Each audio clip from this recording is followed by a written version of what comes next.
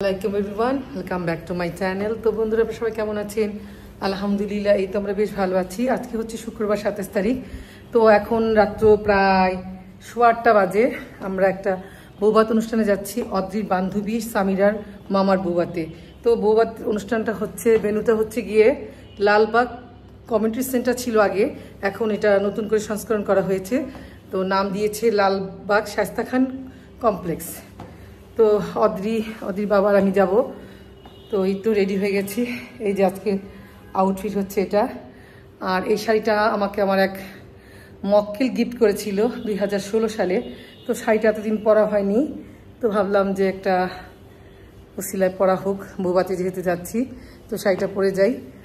তো সেই জন্য পরলাম। আর এই তো অদ্রিও রেডি হয়ে গেছে, অদ্রির বাবাও রেডি হচ্ছে। তো আমরা বের হব। তো অদ্রির বাবা রেডি হয়ে বসে আছে আর বারবার তাড়া দিচ্ছে আমাদের হয়েছে কিনা। আমার তো অনেক আগেই রেডি হওয়া হয়ে গেছে, আর অদ্রি এখনও রেডি হয়নি, সে শাড়ি পরতে পারছে না, খুব রাগ করছে আমাদের সাথে। তো আমি ফাঁকি কী করবো, একটু ভিডিও করলাম আর অদ্রির বাবার সাথে মানে দুষ্টামি করছিলাম। তো মেয়ে শাড়ি পরা নিয়ে খুব মন খারাপ হয়েছিল, তো পাশের বাড়ি একজন এসে ওকে শাড়িটা পরিয়ে দিয়েছে। তো এই হচ্ছে অদ্রির ফাইনাল লুক। সে খুব রাগ করেছে শাড়ি পরতে পারিনি দেখে, আমাকে বকছে যে তুমিও শাড়ি পরতে পারো না। আসলে আমি নিজেরটা পরতে পারি, কাউকে পরাতে পারি না, এটা হচ্ছে আমার একটা অভ্যাস। আমি কাউকে পরাতে পারি, নিজেরটা কোনোরকম পরতে পারি আর কি।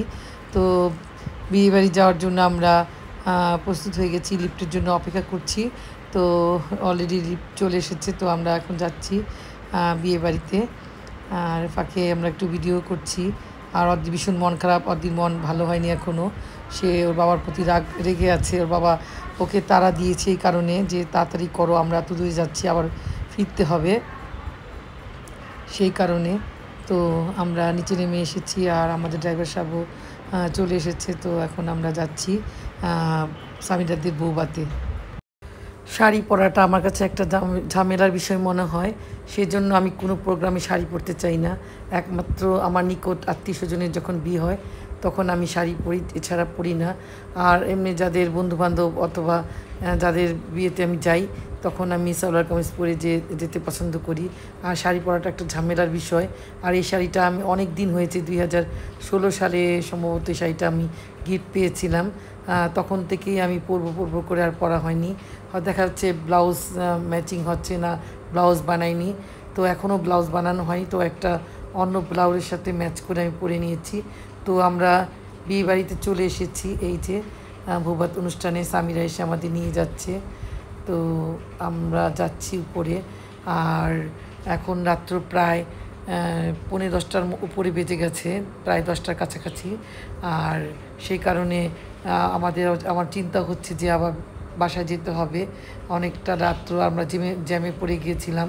জ্যামটা আমাদের পুরান ঢাকায় যখন লালবাগের কাছাকাছি আসি তখনই আমাদের জ্যামটা পেয়ে বসে।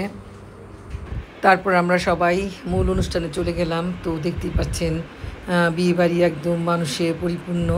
তো এখানে সামিরা আমাদের নিয়ে গেল। তো আমরাও গেলাম। এই যে এখানে আসার পর ভাবির সাথে একটু ইন্ট্রোডিউস করলাম, তারপর ভাবির সাথে একটু ছবি তুললাম। আর ভাবি আমাদের আত্মীয় স্বজনের সাথে আমাদের পরিচয় করে দিচ্ছে। আর ঢাকাইয়াদের বিয়ে বুঝতেই পারছেন, অন্যরকম পুরান ঢাকার বিয়া, সেই কারণে অনেক লোকের সমাগম হয়েছে এই বিয়ের অনুষ্ঠানে, আত্মীয় স্বজন অনেক।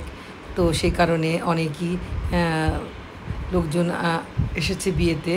তো এখানে ভাবিকে খুব সুন্দর লাগছিল, ভাবির বিয়ের আউটফিটটা খুবই সুন্দর মানিয়েছে, সামিরাকেও খুব সুন্দর লাগছিল। তো এই ফাঁকে আমি এসে একটু বউয়ের ছবি তুললাম, একটু ভিডিও শ্যুট করলাম। তো বিয়ে বাড়িতে বৌভাত অনুষ্ঠানে এসেছি আর বউয়ের ছবি তুলবো না, বউয়ের ভিডিও করবো না, এটা তো হতেই পারে না। তো আমি এর মধ্যেই ভিড়ের মধ্যে এসেই বউর একটু ভিডিও করলাম, পিকচার তুললাম। তো দেখতে পাচ্ছেন মাশাআল্লাহ বউ অনেক সুন্দর। তারপর এসে অদ্রির সাথে বসে গল্প করছি। আর এখানে বিয়ে বাড়ি খাওয়ার জন্য আমরা অপেক্ষা করছি, খাওয়া শেষ হলে আমরা চলে যাব। ফাঁকে স্বামীর সাথে একটু ভিডিও শ্যুট করলাম, ছবি তুললাম। তো লুবান এসে ওর আঙ্কেলের সাথে কথা বলছে। এই যে লুবান আনানের বন্ধু, লুবান। তো আমরা সবাই অপেক্ষা করছি। আর এখানে ভাবি পরিচয় করে দিচ্ছে বরের মার সাথে। এটা হচ্ছে বিয়ে আর কি, এটাই হচ্ছে বিয়ের বর আর ভাবির মামাতো ভাই, আর এটা হচ্ছে মামি। তো ওনাদের সাথে আমাদের পরিচয় করিয়ে দিল, আমরা পরিচয় হলাম, ভালোই লাগলো সবার সাথে পরিচয় হয়ে। তো এই হচ্ছে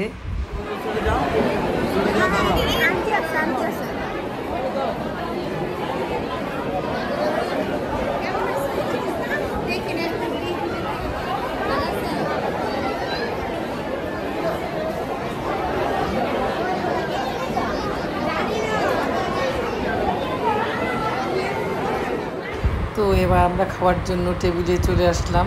তো দেখতেই পাচ্ছেন এখনও খাবার টেবিল খালি হয়নি। এদিকে আমাদের সময়ও বাড়ছে, 11:15 মতো বেজে গেছে। তো আমরা ওয়েট করছি, এই ব্যাচটা খেয়ে উঠলেই আমরা বসবো খেতে।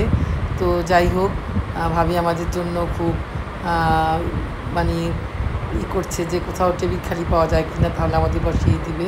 তো আমি ভাবিকে বললাম, ভাবি আপনি আমাদের জন্য চিন্তা করেন না, এখানেই খালি হলেই আমরা এখানেই বসে পড়বো। তো যাই হোক, আল্লাহর রহমতে খালি হয়েছে। তো সবশেষে আমরা বসতে পারলাম। আর অর্ধেক একটু লজ্জা শাই ফিল করছে আর কি, লজ্জা পাচ্ছে। আর এখানে আমাদের প্রথমেই চলে আসলো পানি, ফ্রেশ পানি আর সালাদ বুরহানি, তারপরে চলে আসলো রুমালি রুটি আর গরুর রেজালা। তো আদি বাবা যেহেতু গরুর রেজালা খায় না, সে মানে গরুই খায় না, সেই কারণে অর্দি বাবার জন্য নিয়ে আসা হলো চিকেন রেজালা। তো আমরা মোটামুটিভাবে আলহামদুলিল্লাহ ভালোই খেয়েছি। খেয়ে দিয়ে বাসার উদ্দেশ্যে রওনা হলাম। এই তো গান শুনতে শুনতে আমরা বাসার দিকে রওনা হচ্ছি। তো বন্ধুরা, আমার এই ভিডিওটি যদি আপনাদের কাছে ভালো লেগে থাকে তাহলে অবশ্যই আমার চ্যানেলটাকে লাইক, শেয়ার, কমেন্টস এবং সাবস্ক্রাইব করতে ভুলবেন না।